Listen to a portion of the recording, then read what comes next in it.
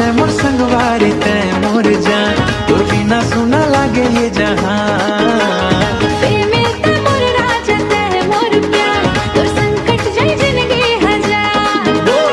नाचो रे नाचो बाजे डीजे के तान, मोर संगवारी संग झूमे पूरा मैदान।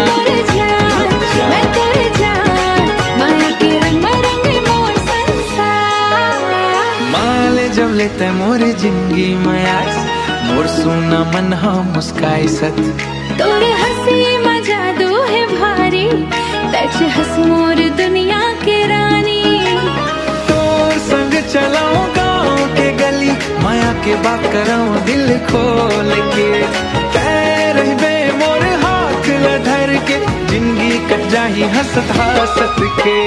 प्रेम ले तोर माया मोह में तो खो गे रे, तोर नाम ला दिल में संजोगे रे। ते हंस देबे तो मन खिल जाते, तोर बिना मोला कुछ नहीं भावे। ते मोर राजा मैं तोर रानी, माया हमर है बड़े सयानी।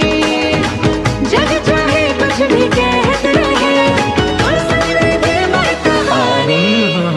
मेले हो मोर रानी, मेले का हो मोर राजा। मेले आज नाचबे मोर संग, मेले अरे पूरा रात। वो दिन तना दिन डीजे बाजे जो, माया हमर चमके चंदा के ओर।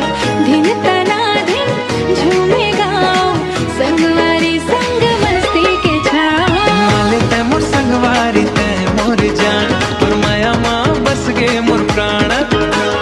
वे मिलते मोर राजा मैं तोर रानी, तोर मोर माया अमर कहानी।